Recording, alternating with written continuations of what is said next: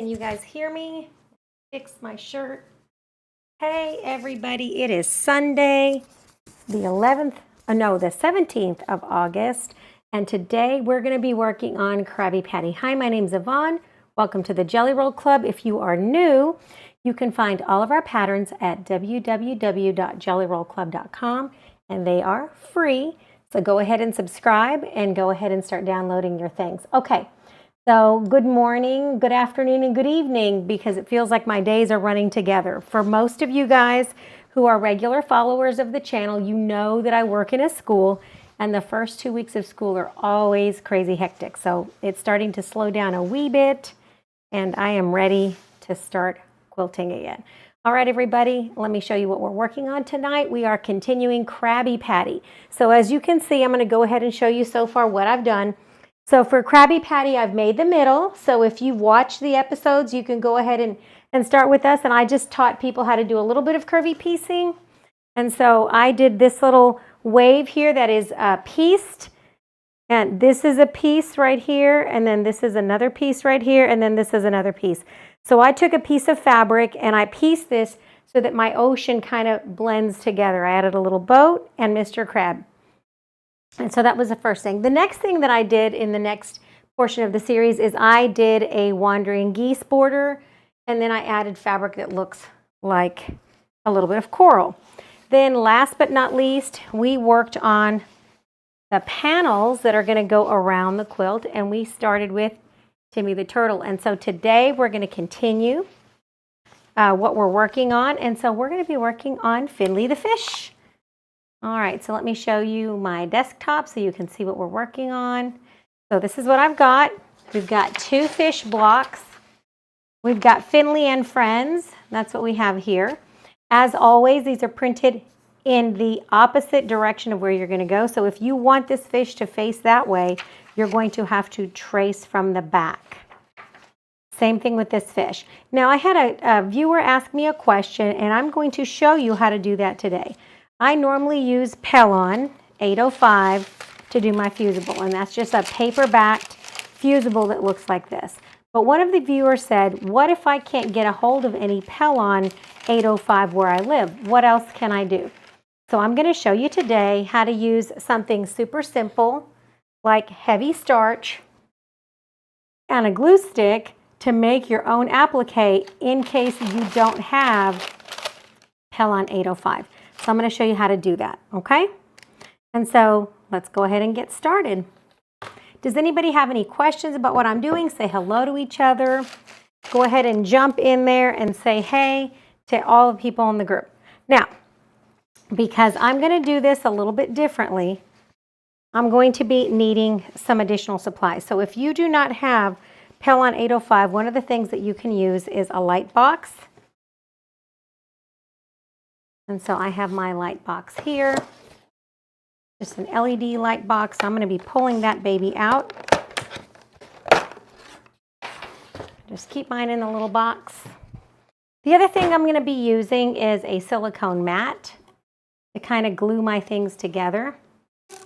So if you do a lot of applique, especially fusible applique, a little silicone pressing mat is a handy dandy thing. It looks almost like a baking mat. Some people might call it that. But it's just a silicone mat.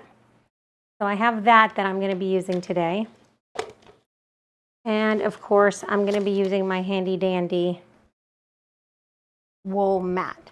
Okay, so before we get started, because this one is going to be simply cut out with fabric that has been starched, I'm going to go ahead and start that process. So I'm going to take my fabric.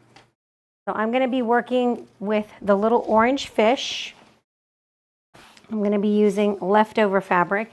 And this is a batik, so a batik doesn't fray, so it's one of the best fabrics for this. And then what I'm going to do for this little thing is I'm going to starch the heck out of it. And so I'm just going to spray that with quite a bit of starch.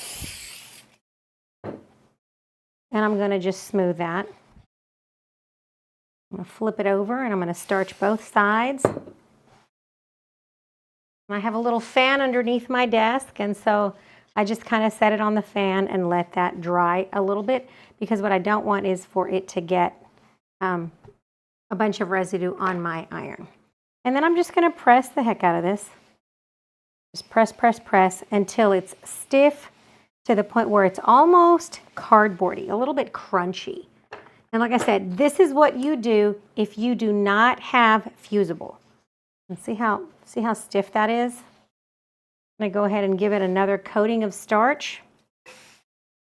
I do about 3 coats of starch on the fabric.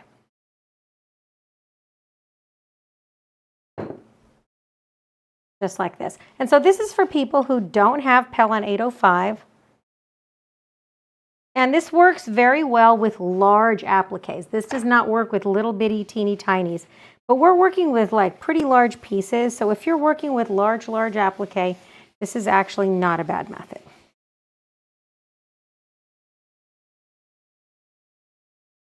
It also works very well with batiks, but it does not work as well with traditional quilting cotton. And there it is. Look, do you see it? It's almost like the thickness of paper. I'm going to press the other side. You can use any type of fusible. So one of my questions is, what about So Light fusible? You can use any kind of fusible that you want. You can use Stitch, the Pellon Ultralight. You can use any kind of fusible featherweight. But what you can't use is the heavyweight stuff. Okay, so see how stiff that is? That's very stiff. It's like literally, it sits up by itself. And so that's what I want. And then I'm going to take my light box and I'm going to plug it in, and I'm going to draw my image on here with a friction pen. I'm going to plug in my little tool here, and I'm going to be using my friction pen to draw on this, because what I want that line to do is go away. So let me dig it out. The pen should be here, but I can use a regular pen as well. Doesn't have to be any kind of special pen. But if you have your friction pen handy, that works great. All right, got that plugged in. And this one is not going to be in reverse, because I'm going to lay my image behind the fish, and I'm actually going to draw my image just like this. And so what I want to do is make sure that I have a little bit of space all around, and I'm going to draw just outside my lines. And so, like I said, you can get any pen that you want, because those lines are going to go away. So you can use a micron if you have a little skinny, super skinny pen like this. This one's not an erasable, it's a permanent. And then what I'm going to do is I'm going to draw just outside my lines. I'm going to draw this way. And when you're doing it like this, you don't do the image in reverse. And so I'm just going to lightly sketch my fish. And like I said, this is a big shape, so it's perfectly fine.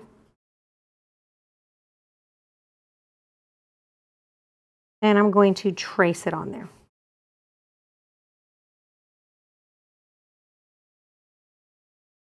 And this is just one method of applique. There's many, many, many methods, but this is just one.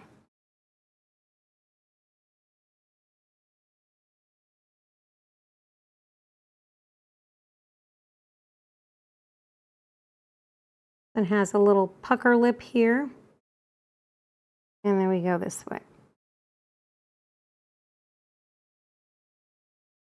And like I said, this is just very light. And as you can see, I don't know if you can see that, but I can see just the line of the outline of my fish. I'm going to turn this off, move it out of the way here for a second. And I can go ahead if I want to, and I can add a tiny bit of more starch to this. I'm going to give it one more press. If you're using a friction pen, you're not going to want to press. But since I'm not using a friction pen, just a regular pen, it's not an erasable, then I'm going to give it one more starch. All right. Now that it's like this, I can go ahead and take my micro serrated scissors or any kind of really good applique scissors. These are Emma Oliver's wonderful scissors, and these are great for applique. And I'm just going to take, and it literally cuts like paper. So this has no fusible on it, only starch. Now, one of the advantages to this method is that because there's so much starch involved in this process, it kind of pre-shrinks your applique. So your appliques tend to pucker a lot less once you wash them. Now, you're definitely going to want to use quite a bit of like a zigzag when you're done with this in order to make sure that all of the raw edges are secure. And this is a form of raw edge applique. All right, so I have the fish body. And so now I'm going to come in and I'm going to do some detail trimming. I'm going to come right inside the line and I'm going to just trim off that line. So that's why you want a little skinny one, not a big line.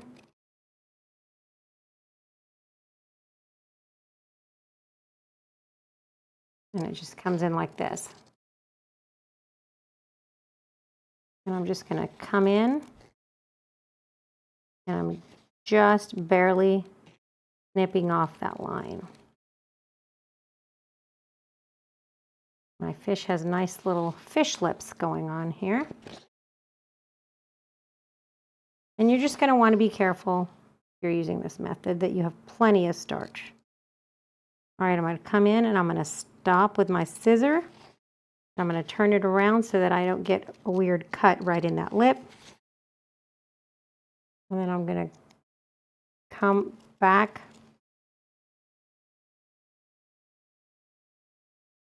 and just kind of rotate my scissors as I go. There we go.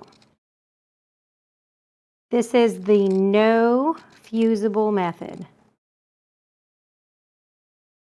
And like I said, does not work well with little pieces, works great with big pieces. All right. Go ahead and trim the tail.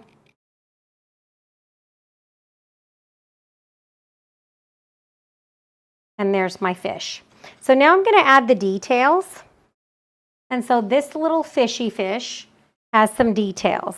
He has some yellow fins and he has yellow kind of gills on him.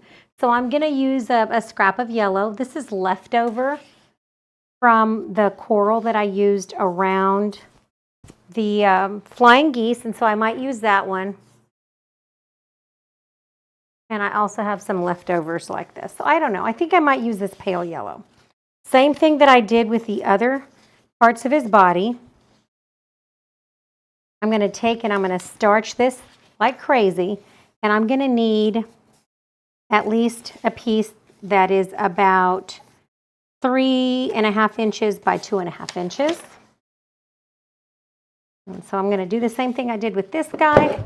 I just need to starch him like crazy. And like I said, this is for people who do not have fusible. And so I took it on as a challenge. I said, okay, I'm going to show you guys how to do this without fusible.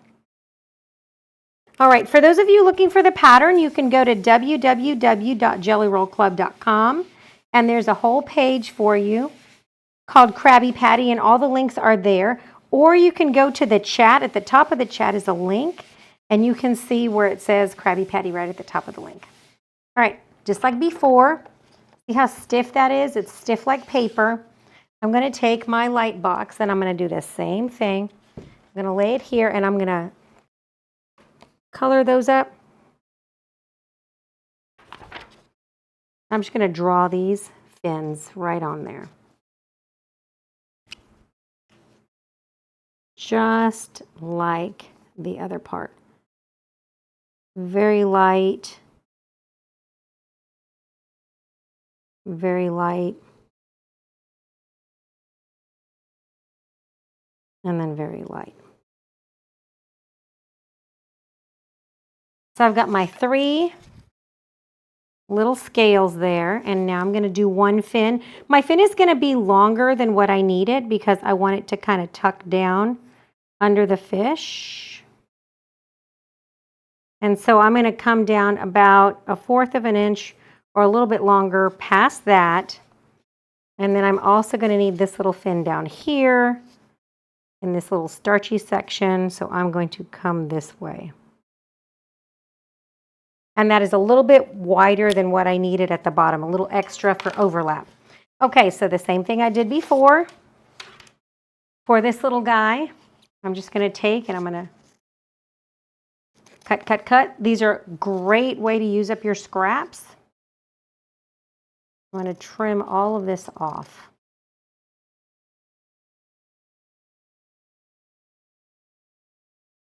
And you don't have to have anything fancy, really. If you prefer needle turn, this is a great thing to needle turn because it's got great gentle curves to it. Almost like a little shark fin there, see it? It's longer than what I need it to be, so I'm just going to trim that off like that. And then I'm going to do the bottom fin. It's super easy to cut when you use a lot of starch on this. I typically don't use a bunch of starch when I'm using fusible web because the fusible web gives it its nice thickness, and so I don't have to. But if I'm using this method, then this is how I do it. There's actually 12 different ways to applique. Raw edge, back basting. There's multiple methods of needle turn.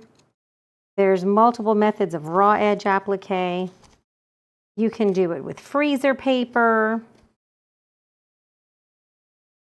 You can do it with foundation pieces, like when you do paper piecing. You can do applique shapes that have been foundationed onto cardboard or newsprint.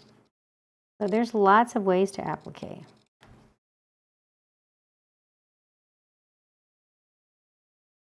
And this is what my little fins look like. And then I need one more.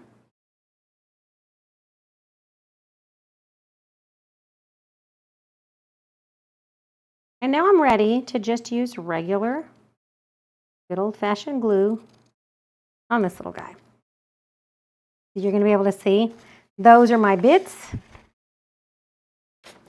And I have a little tiny iron that I like for this kind of stuff. And so I'm going to turn it on. One of those little tiny clovers.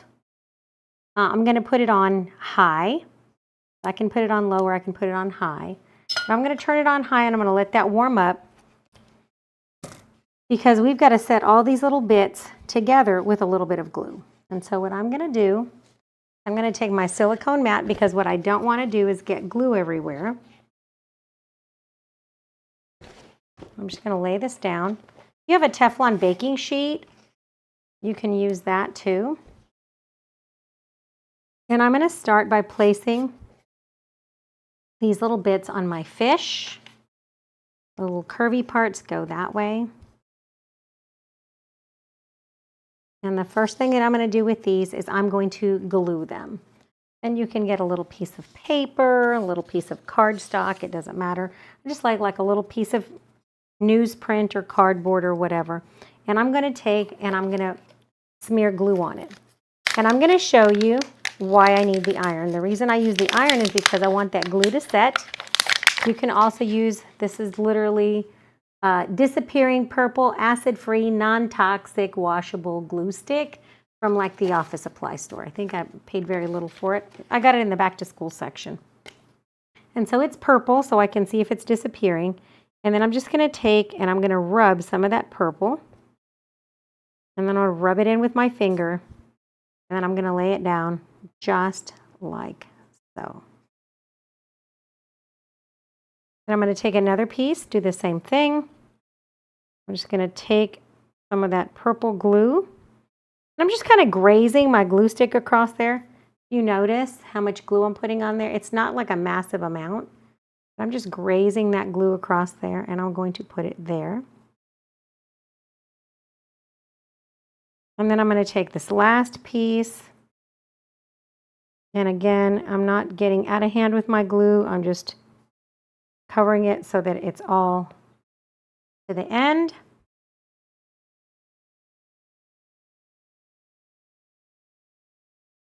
And you can always lift that and move it while it's still wet if you want to. If you put the glue on the wrong side, guess what else you can do? You can flip it over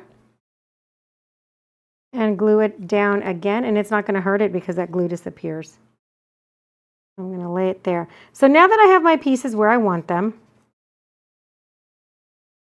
then I'm going to take this little iron that I have and I'm going to iron them in place. And what that does is it sets the glue and it dries it.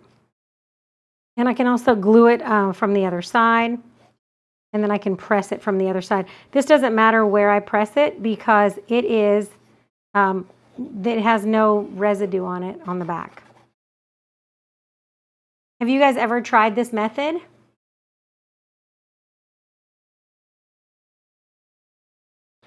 The flying geese, is there another option? If you don't feel like doing the flying geese, you don't have to. You can just use a regular like 4-patch. Those units that go on the flying, that go where the flying geese go are 10.5 by 10.5. So you can actually put blocks there if you wanted to do other blocks. All right, so now that my fish has the little fins, I can put these little fins on him. He's got a small one and a big one. And so I'm just going to take a little bit of glue, put it right there on the bottom, and I'm going to stick his fin. Make sure it's going the correct direction because I'm going to be sad if it's not. And I'm just going to go like this. And this all washes off with a damp cloth. And so I'm just going to stick him on there. My little iron, it's doing a good job of sticking it on there. I don't want to do my big iron with this because this gets very hot. And it's easier to clean this little tiny thing than cleaning off my big iron when I do this. All right, so now that I have that little fin there, I'm going to go ahead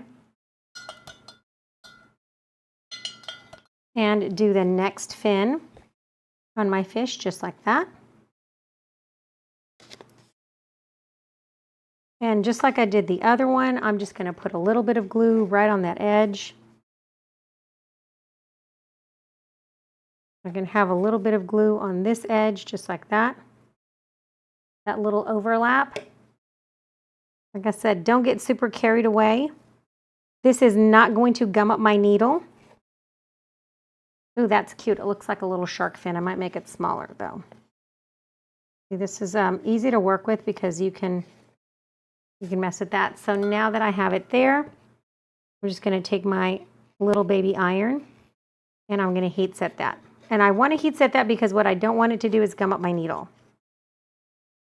This will not gum up your needle if it's completely dry. That glue is completely dry when you go to stitch it. Okay. All right. So now that I have that, I'm ready to take my little fish. Now his eyeball I'm going to add after I've stitched him into place. So now I'm ready to go sew him onto the rest of my thing. So let me turn this thing off because I don't want to burn myself. But this is what these little tiny irons are for. It's for detail work when you're appliquing.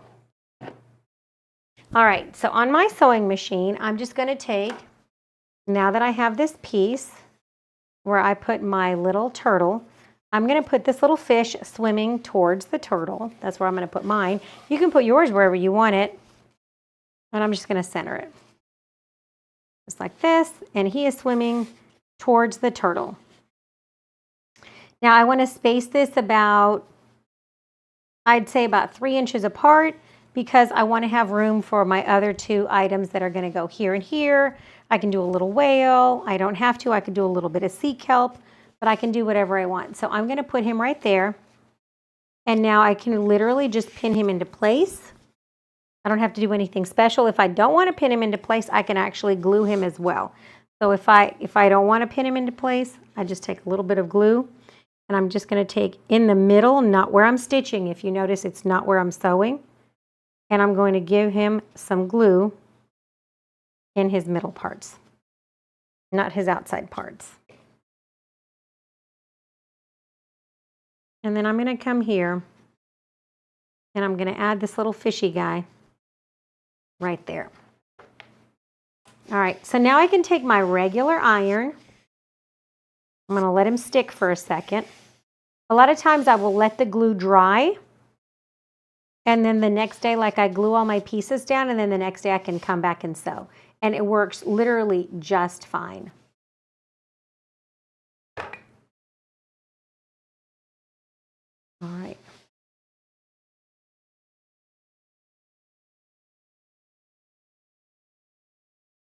All right. I'm going to go ahead and heat up my iron again, and then I'm going to come back and I'm going to flip and I'm going to press from the back side because I want that glue to set. And I want that glue to be completely dry when I take him over to my machine. Will the glue clog up my needle and my sewing machine? No, Sue, it actually doesn't because this is a water-based glue, so it does not leave a bunch of gummy residue all over my sewing machine. And you can use a cotton ball if you have a cotton ball if you want to like wipe your needle. You can do that, but it leaves no residue. I do this quite often and it works great. I did a quilt that had nothing but circles, great big giant circles, and I used a saucer to cut them out, and I just glued them all down with glue sticks. I didn't have fusible, and it worked great. That's how I discovered this method. All right, so now that my fish is here, see it's sticking up because I didn't glue that down, and I don't want to. It's fine. I can if I want to, but I don't have to. I'm just going to pin that fin in place because I'm going to sew it down. All right. So now that I've got my fish anchored, I'm going to come over to the sewing machine and I'm going to use a straight stitch to sew all the way around my fishy. Let's see if you can see that. All right. I'm going to come over here. I just have 100% cotton thread, standard weight, 50 weight thread, and I'm just going to pull this here. And I'm going to start up here at the top of my fish.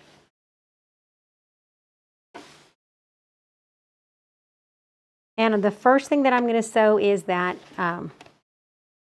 tail, and I'm going to come around to the fin. So let me just trim all of this so I can get in there. I'm going to hold this with my finger, and I'm going to start right by the base of his tail, just like this. And I'm sewing about a 1/16 of an inch away from the edge, a straight stitch, and I'm coming all the way around. Okay, so I'm going to use a stitch length of 1.9, so it's a very narrow stitch length. And I'm just going to come around just like this.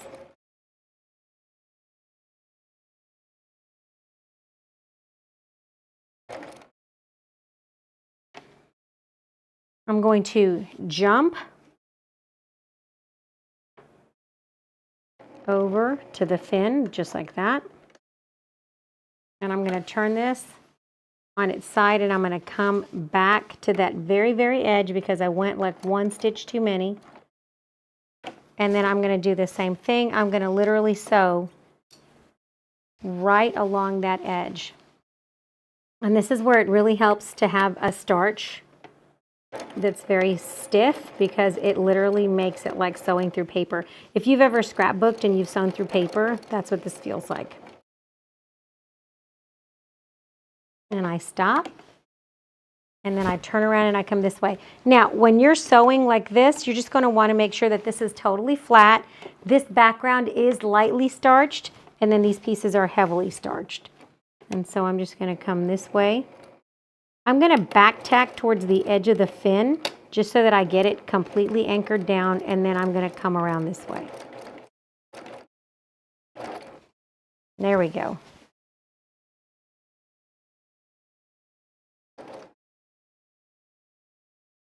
Now I will stop at the top of the fin, and what I will do is I will travel on the fin side to enclose that fin and then start over here again and come back around on the orange part.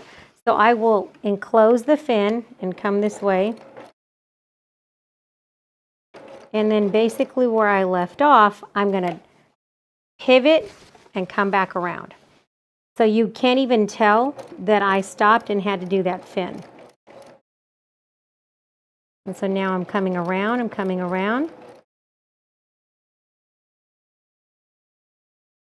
And like I said, it's about a 1/16 of an inch away from that edge. And you're just going to keep your hands on it, on your piece like this, both hands, and hold it steady. And you're going to guide it like you're driving a car. I hope you're a good driver. And then you're going to bring it around. And this is how I do it. When you have a little curvy piece like this, it's really small, then you just stop with your needle down and you just kind of pivot, and then you take another stitch and then you pivot. If you have a knee lift on your machine, this is very helpful. I have one on mine, but I don't use it as much as I should. And you're just going to come around, and that gives you that nice curvy curve that you want around those little lips. All right, I'm going to get to the bottom of that lip, and I'm going to turn around and I'm going to go this way. And like I said, straighten it out with your fingers frequently so that it lays nice and flat, and then you won't get any weird bubbles in your little fish. Just kind of turn him around. Feel that as you bring him over. Straighten out your fabric with your hands and then gently guide it with your hands on either side. Kind of like when you're free motion quilting and you're guiding the piece with both of your hands, you're doing the same thing. Your fingers are about 6 inches apart and you're guiding it.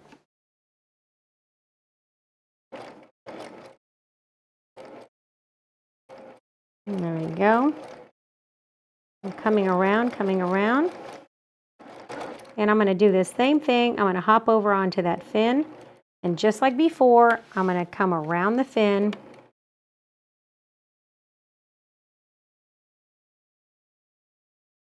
I'm going to stop at the point of the fin and then turn it around. And that gives me a nice sharp point so that I don't end up with like my feed dogs chewing up the fin. All right. You're stopping right there. And I'm sewing on the outside of the orange onto the yellow. And I'm going to stop and pivot right where I took off. So right where I started, my needle is down, and now I'm coming back around on the orange like I had never stopped. I call those pivot points, and those are so that you cannot tell that I jumped over here, did the fin, and then came back. And so you have to really be cognizant of where you're traveling with your thread so that you don't back yourself into like a weird corner. All right. I'm going to stop here. I'm going to do the same thing and pivot, flatten that out.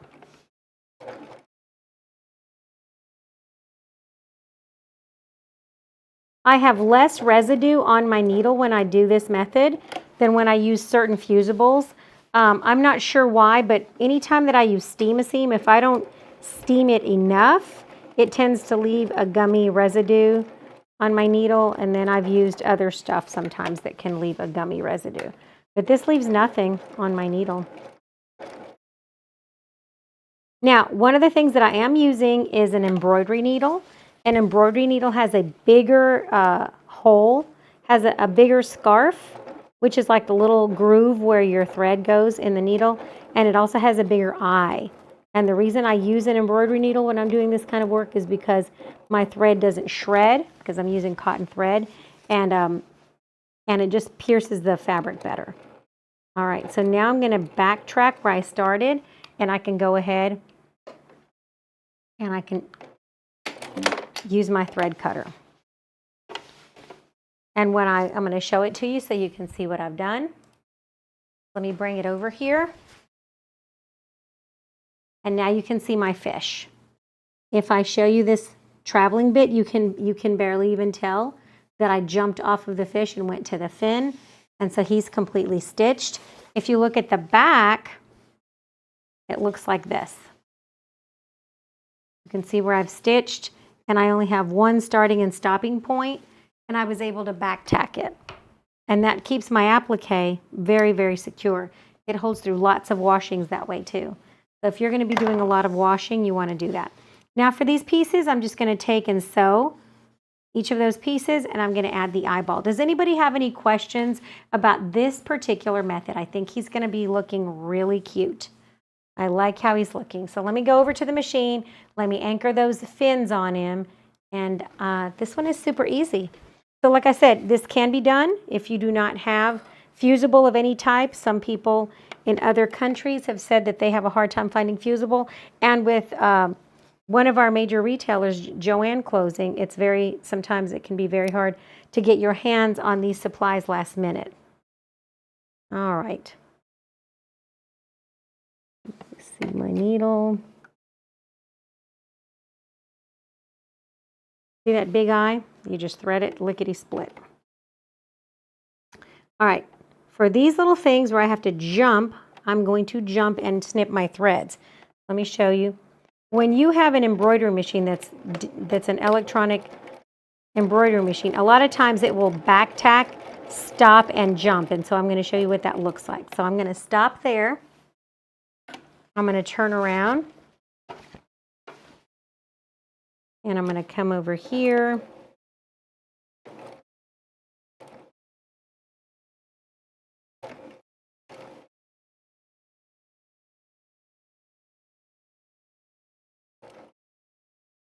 And then I'm going to do a little pivot,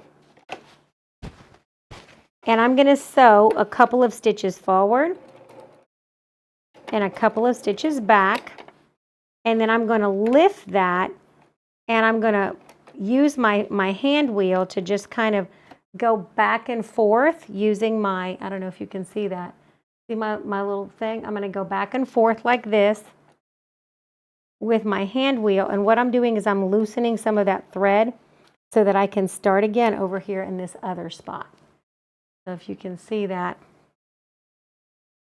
And what that does is it gives me a place to hold my thread, and then I'm going to trim that off when I finish. And so now I'm going to back tack, and I'm going to come around, and that's so that I don't have to break the thread. And I'll show you what that looks like when I'm done. Actually not bad. So if you don't want to keep cutting your thread, this is a little pro tip for you. I've done this lots of times and it works really, really well. Super, super easy. And it keeps those threads anchored so they don't come apart later. I'm a big fan of washing stuff a lot of times just to see how well those stitches hold. So I like to call them washing machine tested. Then I'm going to come back this way. Same thing as before. I'm going to come forward. I'm going to come back. Then I can lift my needle like this, and I'm going to rock my hand wheel forward to loosen my thread. I'm going to take a little bit of looseness there, and then I'm going to start sewing in the next spot, just like that. And by holding it with my finger over here to the side, I'm keeping it from creating a bird's nest. So if you ever have a bird's nest when you start sewing, it's because you need to hold your threads. When I was a brand new quilter, I thought my machine was broken, but I didn't know that what was broken was me, and I wasn't holding those threads out every time I started sewing, and so I would create a bird's nest. But I learned really quickly to hold those threads out, and now I rarely ever get a bird's nest in my sewing machine, which makes me happy. That's probably one of the biggest aggravations in quilting is the bird's nest in the back of your fabric. All right, and so now I'm going to come forward, a couple of stitches back, and now I can trim that. Oh, and look, I'm not going to have to rethread it. How about that? All right, you guys know me and rethreading. All right, so let me just show you the camera view that I'm using. I'm going to be using my itty bitty applique scissors. I have these little, I don't know, Tula pink scissors. And I'm going to be coming in here and I'm going to run that little applique, like a duckbill applique scissor, and I'm going to put it under here. And what that does, when I stick it under there, is it literally trims it really close to the fabric. But because I backstitch several times, it's not going to come unanchored. And this is a little teeny tiny stitch. Can you guys see that? I'm using just a regular straight stitch on my sewing machine. and it's 1.9, but it almost looks like a little rolled edge. So if you use a thicker thread, then you get that effect. And on the back, you can see I don't have any bird's nest on the back. You see those 3 fins? You can't even tell. I'm just going to snip that. And that's all you have to do. And that, my friends, is the easiest way to applique without any fusible web. And if I touch my needle over here on my sewing machine, there is absolutely nothing gummy. There's no residue on the bed. So the glue has dried. I set it with the iron. And so that is how, my friends, I do applique. And you have to excuse my crazy hair today because it's wet. But that, my friends, is how you do an applique on the bottom of your quilt without any fusible web. Literally just a glue stick. It has to say washable, 100% acid-free, non-toxic, washable school glue, and some heavy starch. And that's all that you really need. And so, friends, if you've ever wanted to try it, but you're like, I can't get my hands on fusible, this is how you do it. All right, does anybody have any questions? I don't have any special stitches I'm doing. Please give it a thumbs up, share with your friends. This is going to be a really cute quilt. Now that I have this section here, I'm going to add 2 more fish to this, or 2 more sea creatures, and this will go across the bottom. We have the 4 clamshell blocks that we're going to be doing, but I'm going to be doing one for the top and one for the bottom, and this is just the bottom of my quilt, so I will attach one of these to the bottom, one to the top, and then I will come down the sides with my other sea creatures. So as we move on in this series, I'm going to be adding more little critters to mine. I have some trimming room on this side and on the other side. So I will add 1 more sea creature on the left and 1 more sea creature on the right, and I'll have a total of 4 animals that are going to go on the bottom of my panel. All right, everybody, I think I may not add another fish. I'm going to do a fish to the top panel, and then I'm going to add a turtle to the top panel because I'm doing 2 of each animal. All right, everybody, you guys have a great rest of your week. Please send me any questions. I like to respond to your questions. This was a viewer question, and the viewer question was, can I do applique without fusible? And I said, let me try it, and I'll share it with you. And of course, I've done this before, so I did it. All right, everybody. If you guys have any questions, please put it down in the comments. Like I said, I look at my comments and I respond, and I appreciate you joining me. If you are making this quilt, please share pictures on the Jelly Roll Club page or email me at Yvonne, Ivonne, at jellyrollclub.com. I will put my email down in the chat if you want to send me your pictures via email. So it's Yvonne at jellyrollclub.com. And I'm typing it in there just for you guys. So that is my email. It's just my first name at jellyrollclub.com. And you can find us on Facebook. So if you've never found us on Facebook before, we have a page, and it is jellyrollclub.com on Facebook. Super easy to find us. So there's the Facebook page if you've never seen it. And you can look at pictures. So if you go to the Facebook page, let me show you what I've got here. This is what it looks like. Under More, you can find photos, and you can see pictures of all kinds of stuff. So you can see Krabby Patty. You can see somebody else's little boat right there. Look at that. She's doing an ocean scene, but she's making a pirate ship out of hers. And this is what the mock-up of the quilt looks like. So we're doing a quilt that's going to have some fish on the bottom. I'm going to do, well, according to this one, it's like 3 and 3, but I'm going to squeeze 4 in there. And then we have some stars. We have some jellyfish. So you decide what you want to put on your quilt because you're the boss of your own quilt. And so you don't have to do it the way I do it. And you can see all the things we've been working on. You can see Pillow of the Month, which I'm doing next Sunday. And you can see this is another ocean-themed one that I did last year for the Table Runner of the Month. And so if you missed any of the projects, just go over to the Jelly Roll Club. You can see my favorite things, something we're working on. You can see the Pillow of the Month. There's templates and handouts. You can see the Fruits of the Spirit, which was a quilt that we just finished. You can find the Mystery Star Sew Along. It has lots of things there. So if you missed any of those, you can follow those.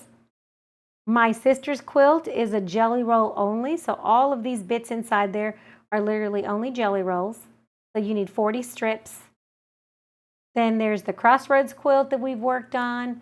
There's stepping stone. So if you made the stepping stone quilt, you can find that pattern. There's hip to be square, which was another one that I've done this year.